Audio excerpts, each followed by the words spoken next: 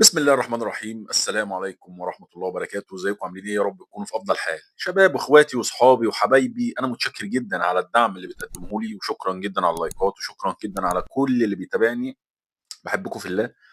جاي أتكلم النهارده في موضوع بسيط جدًا، قصة إمام عاشور واعتذاره التالت لكباتن الفرقة، واعتذاره لكابتن محمود الخطيب، واعتذاره لياستروب. أنا واحد من الناس كراجل أهلاوي أنا مش متقبلها، أنا مش متقبل إمام عاشور يقعد في النادي تاني، قصة وانتهت واتقفلت.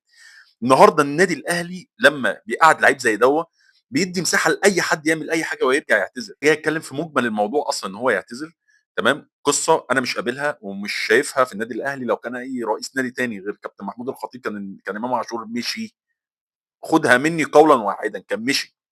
طيب، النهارده واحنا قاعدين يا شباب بنتكلم على القهوه كده وقاعدين بنتكلم في الكوره، لو اي لاعب في اي نادي عمل اللي عمله امام عاشور ده، ما كانش قعد في اي نادي، ما كانش حد هيتقبله. إحنا النهارده بنقول إمام عاشور اعتذر، إمام عاشور ده اعتذر النهارده لياستروب، واعتذر للفرقة، واعتذر لكباتن الفرقة. وبعدين أنت بتدّي مساحة لأي لاعب جوّه النادي الأهلي إن هو يعمل أي حاجة وهيطلع يعتذر بعد كده، واخصم لي يا باشا 1.500.000. يعني إيه 1.500.000 يا جماعة؟ يعني أنا بس ب ب ب يعني هاتكلم معاكم كده. آآ عايز حد يقول لي يعني إيه 1.500.000؟ اللاعب بياخد ملايين، دي بالنسبة له 1000، 1500 1500 جنيه، 1500 جنيه اتخصمت منه وشكرًا يا باشا وهاطلع واعتذر. النهارده لمّا نيجي نتكلم في الكورة يا جماعة، لازم نبقى إحنا مدركين الحاجات اللي بنعملها، مدركين الحاجات اللي بنشوفها في جوّه النادي الأهلي، إحنا كمحبين للنادي الأهلي. طيب النهارده هتقول لي يا عم علي، طب أنت الراجل اعتذر وإحنا محتاجينه في الفرقة. يا عم أنا محتاجه في الفرقة وهو لاعب كبير أوي وهو أحسن لاعب في مصر، بس مبادئ النادي الأهلي بتقول لك إن ما فيش أي لاعب زي دوّة. يعني إحنا بلعنا له كتير أوي، إن هو مجيته أصلًا النادي الأهلي. أنا واحد من الناس ما كنتش متقبلها، أنا ما كنتش متقبل إن إمام عاشور ييجي النادي الأهلي، ولا كنت متقبل زيزو ييجي النادي الأهلي، ولا متقبل أي لاعب ييجي من الزمالك. من الآخر قولًا واحدًا، ودي حرية شخصية. وفي كتير مننا كجماهير النادي الأهلي ما كانتش حابة إن في نجوم من نادي الزمالك تيجي الأهلي، بسبب إن إحنا هنلبس في أي حاجة. بُص، إمام عاشور ده خُدها مني قولًا واحدًا، قنبلة موقوتة جوّه النادي الأهلي، في أي وقت هتنفجر، في أي وقت هيطلّع حاجات شاذة في النادي الأهلي، والنادي الأهلي يعني غصبٍ عنه هيتقبّل، زي اللي حصل. لاعب ما سافرش مع الفرقة، طبعًا القصة اللي إحنا عارفينها.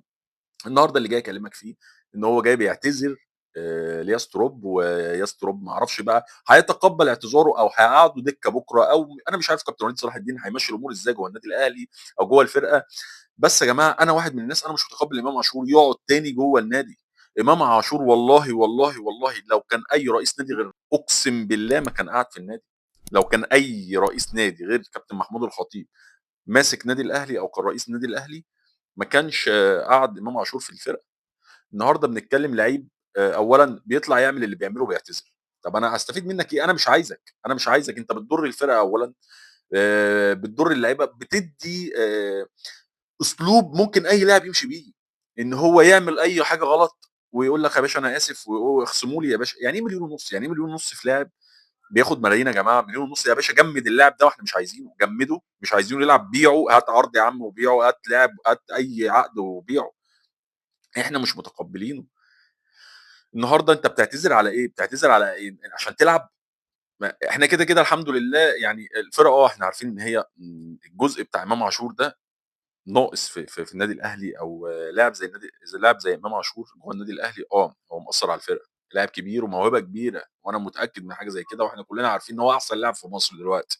بس أنا مش عاجبني الوضع اللي إمام عاشور عمله، وإن هو كل مرّة يطلع يعتذر. يعني إيه كل مرّة تطلع تعتذر؟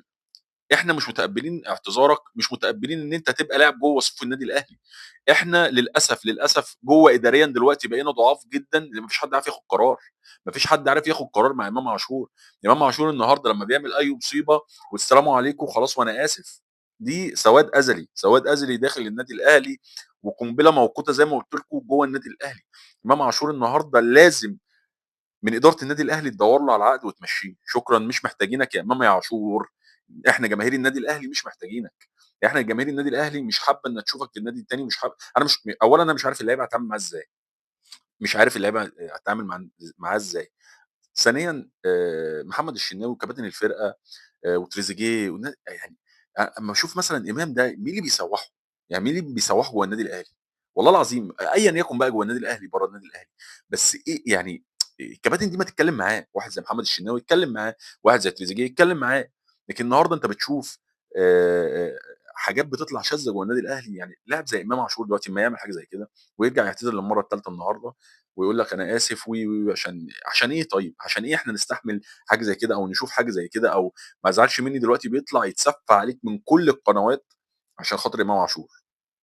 كله بيطلع يسِف عليك، كله يقول لك يا باشا أنت اعتذار ده أولًا قصة إمام عاشور من الأول وإن هو غلط فينا وإحنا بلعنا وعدّينا عشان حاجات كتيرة أوي جوّه النادي الأهلي، بس إحنا مش هنتقبّل دلوقتي الوضع اللي هو إمام عاشور وصل له جوّه النادي الأهلي ومش متقبّلين اعتذاره ومش متقبّلين إن هو يعتذر للمرّة التالتة. خلاصة الكلام إحنا مش قابلين إمام عاشور جوّه النادي الأهلي. أتمنى ما أكونش طوّلت عليكم. سلام.